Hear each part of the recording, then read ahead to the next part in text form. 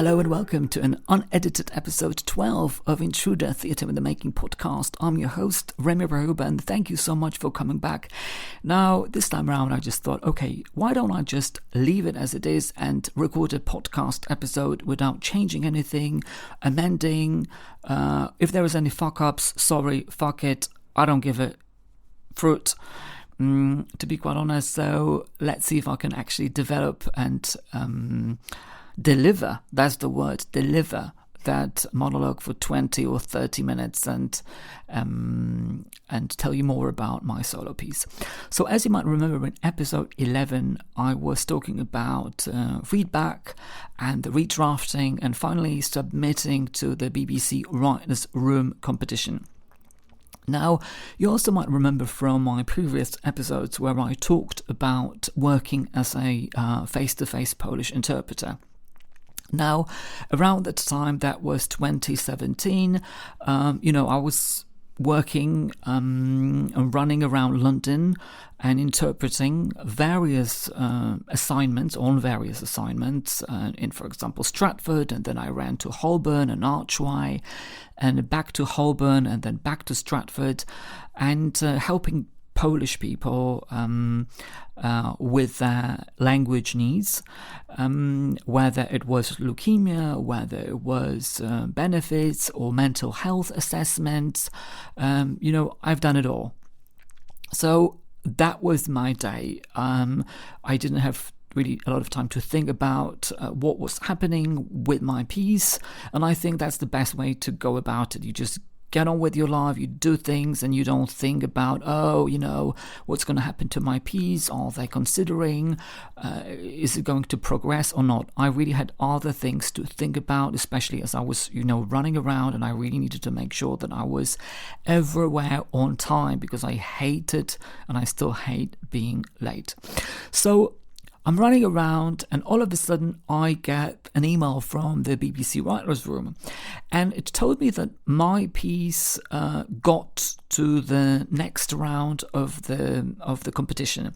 Now, I am not really sure whether, maybe some of you you may not know how it all works, but with the writing competitions, how it is that when you submit, you either, they tell you that you didn't get any further with your play, or if you do get a little bit further, they tell you that it was shortlisted and they announce the winner.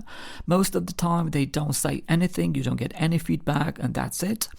But with the BBC Writersroom, what happens is that each reader reads 10 pages of a particular script or play, and if they like it, it moves on to the next stage, which is that the next person reads 20 pages, and if they don't like the 10 pages, that's it. That's the end of the journey.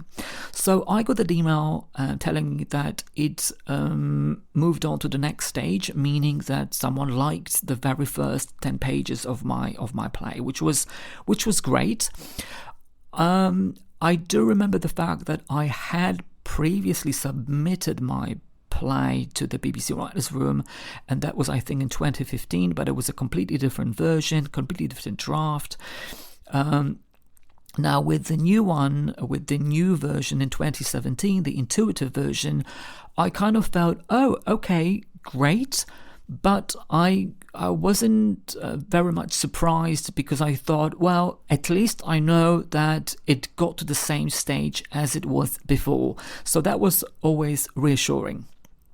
And that was really it. I don't remember these emails a lot. I just remember that I saw them, I think, somewhere on the bus, on the tube, between jobs, and I was just preparing for, another assignment to interpret. And then another email I got, it was 2 weeks after that, and it said that, we read, it went through the next stage, and then it's going to the next stage. And the next stage was the full read, and it also meant that I would be getting a full report. And then I thought, okay, great, and I don't particularly remember remember that email. I remember that then I got another email and said, then we will be, your piece, if we don't like it, may go to the final stage, which is when you actually meet all the executive producers and filmmakers from the BBC. So I remember that. And my piece didn't particularly...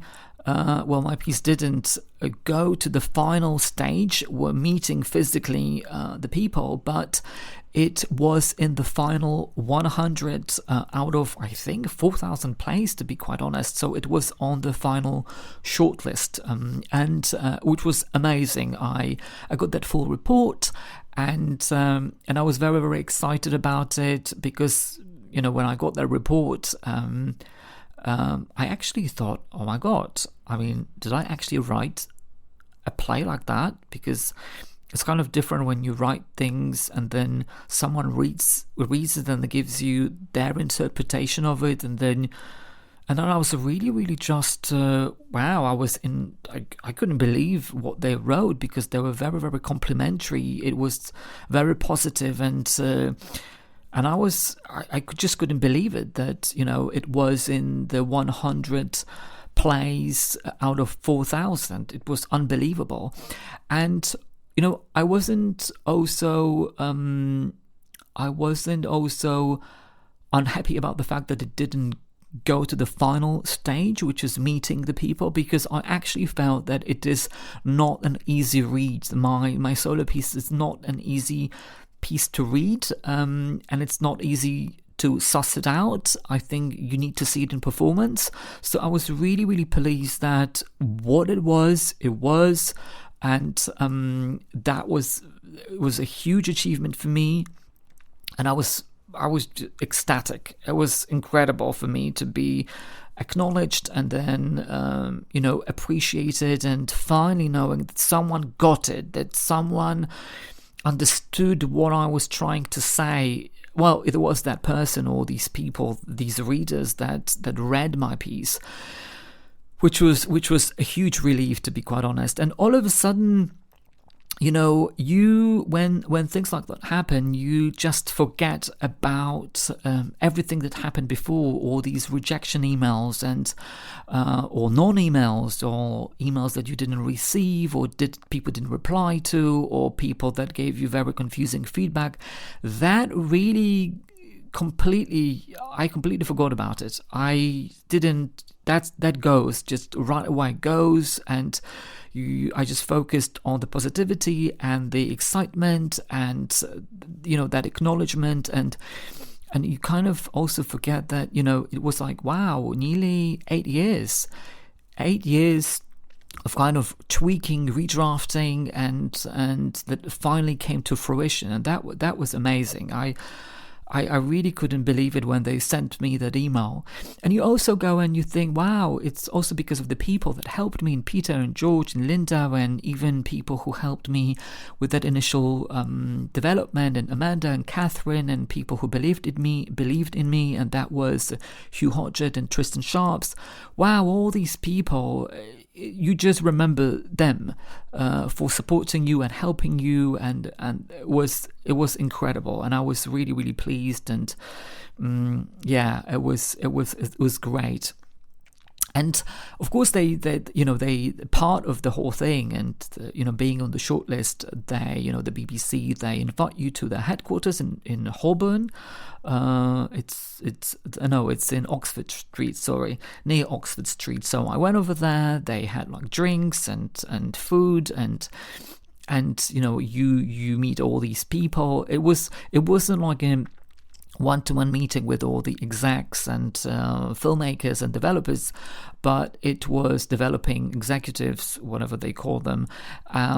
But it was just like a meet and greet, and you met all the people that were shortlisted and longlisted, and there was a little bit of a talk, and then they had drinks and food, which was great and lovely. I think it's amazing that they do things like that. However, I'm not particularly a big fan of networking networking. People may think that I'm very open and happy and, jolly and smiley and, everything. Well, maybe I am, but I find it very, very, something unsettling, or I don't know what that is. I feel very uncomfortable in situations like that when, you go over there and you speak to people and it's kind of like they know you, but they don't know you, and you don't know each other's work, and everyone is kind of like, oh, okay, are you on the long list or short list? And I'm like, I was on the short list, and you are, or I was on the long list. And then, even when you meet people, it's kind of interesting because then you go, oh, hello, I'm this person, and then you go, oh yeah, so what's this piece about? And then someone else comes and go, oh, would you like, a cheese sandwich or a ham sandwich or champagne? Yeah. And they go, yeah, let's go for that. Oh, hello, how are you doing? Oh, this is sorry, what was your name? My name's Remi. Oh, this is Jason. And oh yeah, sorry. Oh yeah, who are you? Sorry, I'm just going to leave you to it. It never ends. So it's kind of, I prefer always meetings kind of one-to-one, because I always like to focus on that person, and it's kind of more of a connection rather than just, you're mingling with the crowd. I don't know. You don't know these people. They don't know you. God, no, I don't know. Networking definitely not for me, to be quite honest. I don't know. I don't find it very comfortable. I feel very uncomfortable in situations like that. So anyway, I went over there. I was very, very grateful, and I've been very, very grateful for the help and the support and the fact that they've enjoyed my piece, and that was kind of the end of the journey for me as far as writing the piece is concerned, because that was when I treated now the way or the moment where I felt, okay, that means that the piece is locked. I'm not really touching the piece anymore. That's it. I won't be kind of going back to it.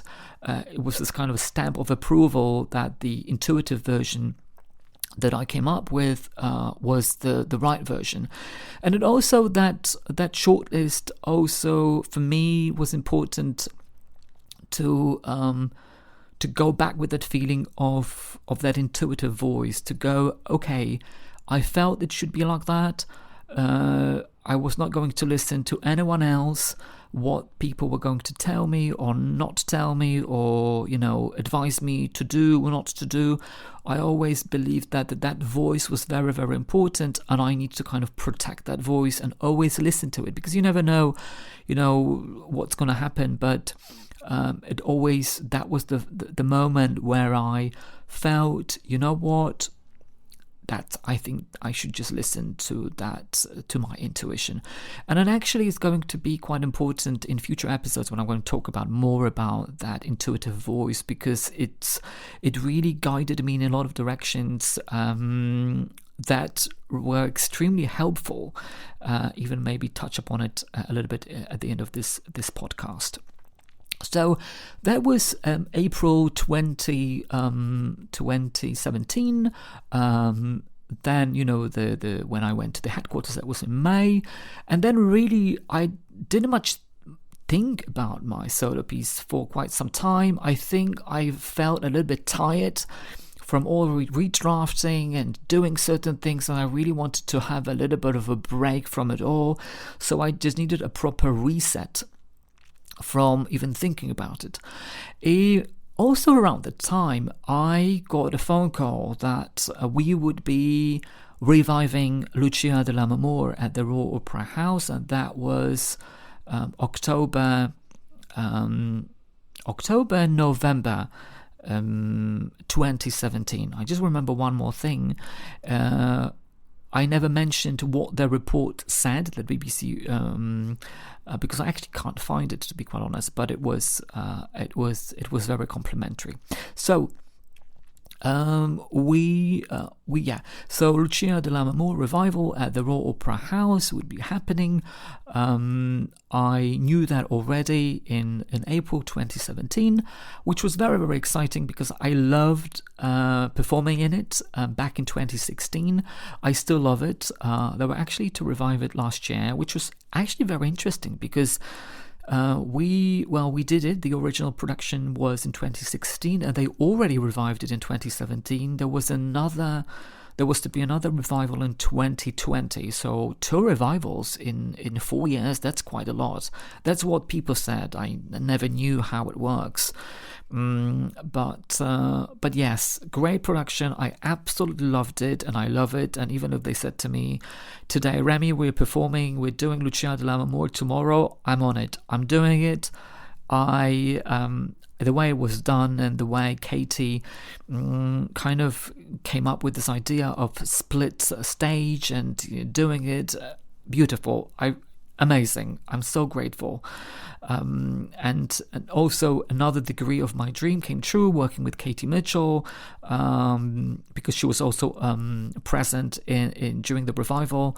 That was great. And what can be better than that working with people that you respect and you love, and you respect them as artists and what they create, and going back to the rehearsal room and just being creative and getting paid for that.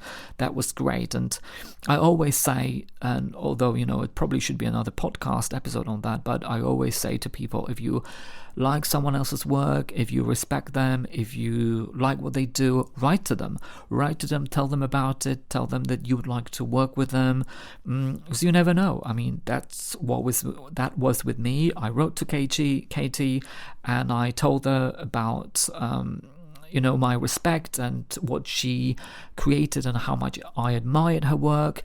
And there it was. All of a sudden, a couple of years later, I am in a rehearsal room with her. I mean, that was just insane. And I still can't believe it, to be quite honest.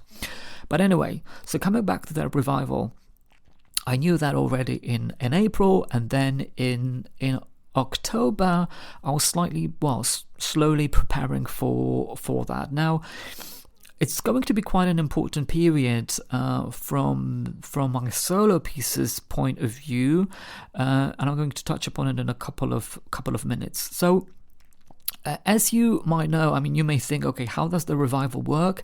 With opera, it's very interesting because actually there were 4 actors performing. So we were all 3 of us were the same actors that performed in the original production. There was 1 extra actor, new actor that joined us, but the singers are new, so it's not the same singers like in the original production.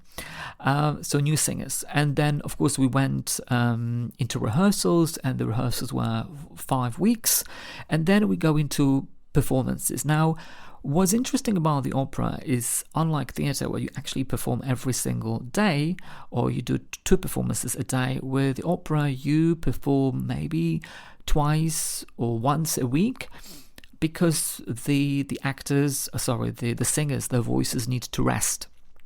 But what's amazing for the actors, there's this wonderful agreement between Equity and the Royal Opera House that for the actors, although you only perform once a week, you get paid the full week. So it's just, for me, it was amazing. I mean, I just went to do 2 performances a week at the Royal Opera House, and I got paid the full Equity's rate weekly. I mean, I just couldn't imagine it any other way. And initially I didn't know that, but when I did the original production, I didn't know how it works.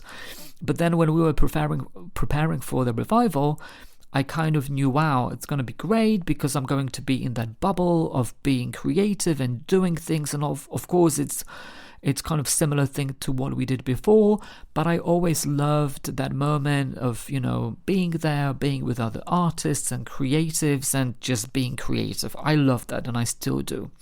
But I also thought, okay, well, when I perform, I just don't want to just go back to work, and I never actually do, to be quite honest. When I perform, or when I did the opera, when I had a day off, I never did any interpreting. I just wanted to have that wonderful memory of performing and doing it and having fun and enjoying it and just doing what I want, rather than be running around from Stratford, Archway, Holborn, Stratford again, and doing a production in the evening. I never wanted that. Whenever I work on a project, I never do any other work. I always want to enjoy the whole process, and that was the same. That was the same with the revival of Lucia di Lammermoor in 2017. So what I thought, okay, I've got a couple of weeks, 5 weeks of, we'll be performing the opera, and then I'll have free time. And then I'm always very active, and I'm always thinking, okay, what else can I do? And there was this idea that I had, and that was that maybe I'll just translate The Visitor, because that was the title of the solo piece then, into Polish. Why don't I do that? Because then I thought, well, my parents are Polish. They were in the solo piece. I would like them to see it in Polish, to understand it fully. And also, I thought there were so many Polish people in the UK. Maybe I can, maybe I can do it in Polish as well. Not only doing it in English, but also doing it in Polish. Why not? And that was, I think, if not the best decision that I ever made about the solo piece, to be quite honest. But I'm just planting that seed now, and I'm going to elaborate on it a little bit later on, because I think it's very, very important. But it was during that performance, that kind of period, these performances of the revival of Lucia di Lammermoor, that I came up with that idea of kind of translating my solo piece into Polish. And I worked on it during the day, and I went to coffee shops, or I actually translated it in my dressing room at the Royal Opera House. So I just really wanted to stay creative and do it, and just have fun with it. So that was around that period that I started working on it, and I think I completed it, because it's not a very long piece. It's only, I think, 40 pages, so it was quite straightforward for me. Now, I never kind of really touched upon what my play is about. I never talked about it, so I really don't want to give too many details about it, or give any spoiler alerts in case anyone ever sees it or comes to see it, and I would be delighted if you did.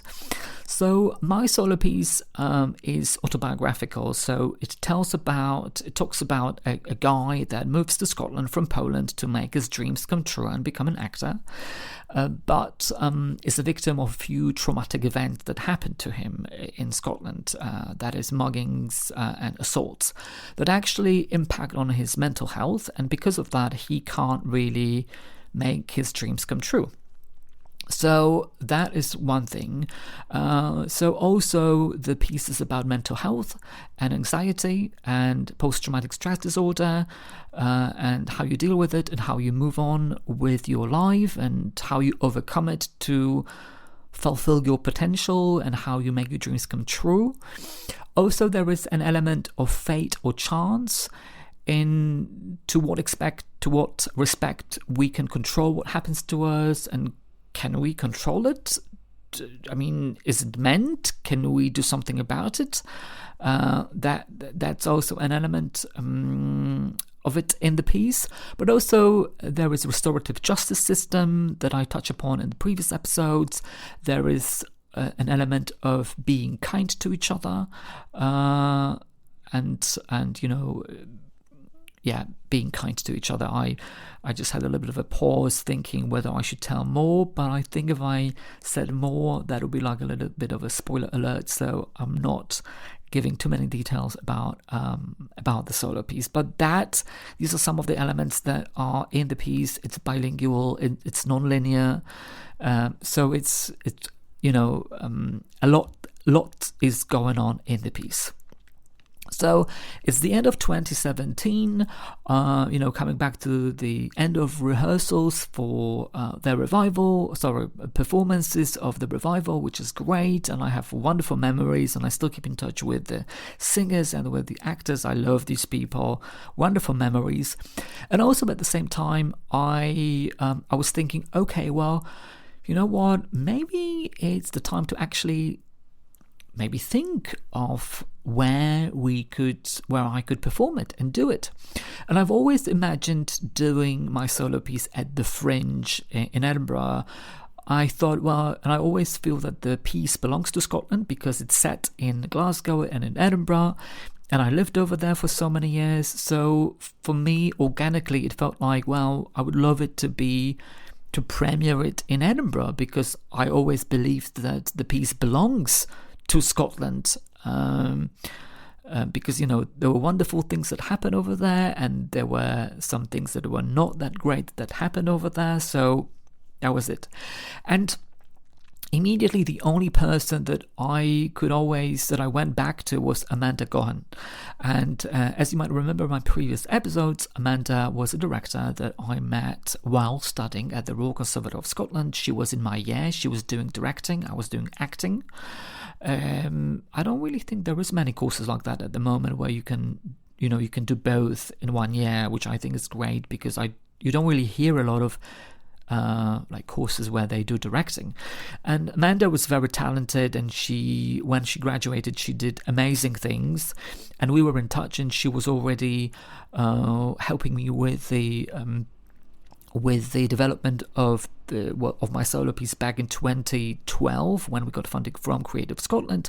So she knew the piece, and I was always in touch with her. She was a very good friend of mine. And then I told her about the BBC Writersroom Shortlist. I sent her the intuitive version, the final draft.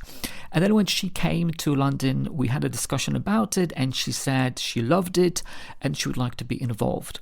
So I thought, wow, that's amazing. I mean, it's great. It's looking great. And, we can actually maybe start thinking about the Fringe 2018, because it was, I think we met about November and 2017, and kind of chatted about it when she came to London, because her boyfriend was living in London at the time. And she said, why don't we do it? And then I already knew that, she has a couple of people that she normally works with, so it's going to be quite interesting, and she's probably going to bring them on board, which is great. And I always believed in her because, she produced amazing work. And she worked on a lot of new writing, and so she was very, very experienced with new text and directing. I mean, amazing director. So that was just looking very, very promising. Amanda on board, and then these versions, and the BBC Writersroom Shortlist. So when I kind of think about 2017, now I'm looking back at the end of 2017, I kind of went, wow, it's been an amazing year, because redrafts and the shortlist, and then the Polish version, and then Amanda coming on board, and that was it, and that was the plan for 2018. It was like really, really, wow, it's going to be amazing. We're going to do wonderful things. We're going to perform it and produce it. And also I wanted to submit it to a Polish competition in Gdynia. I think it was a theatre. I wanted to submit... oh yes, I now know why. That was the other reason why I wanted to have the Polish version. I wanted to have the Polish version not only because of what I said before, but also because there was a competition in Poland for a play, and I knew that the deadline was the 31st of December, so I also knew that, okay, I need to do it. So there was another reason. So there was really quite a lot of things to be looking forward to, that 2018 was going to be quite an exciting year for all of us. But what I didn't know was that this is what we were planning, and this is what I was thinking, but 2018 had a different plan for us. Well, for me, for Amanda, for Intruder, to be quite honest. There will be more drama coming in episode 13 of Intruder, Theatre in the Making podcast. Loads will be happening in the next episode for sure. But also what I wanted to talk about is this is really... this episode, I think, marks some kind of a ending to my journey with the piece and with the podcast so far, because now I focused a lot about writing and these playwriting competitions and how I redrafted and how I have, dealt with feedback and how certain people helped me. And this is really the end of it. I won't be talking much about writing anymore, or what happened and how, and in playwriting competitions. I'm now going more into being proactive and doing things, and because when I reflected and I was preparing for the episode, I thought, wow, we're now entering a completely different stage of actually doing the show and working on it and working on the full production and producing it and crowdfunding and getting money and writing applications and doing social media. So I think what you as the listener can expect from now on is slightly different approach. Is going to be, I think, I think not that it's not been exciting or interesting. I think it's going to be even more interesting. There will be more drama as an exciting thing, I think, when maybe people can learn how I went about different things, how different things happened, how certain creatives came on board, how certain creatives just left the project, and how I found certain people.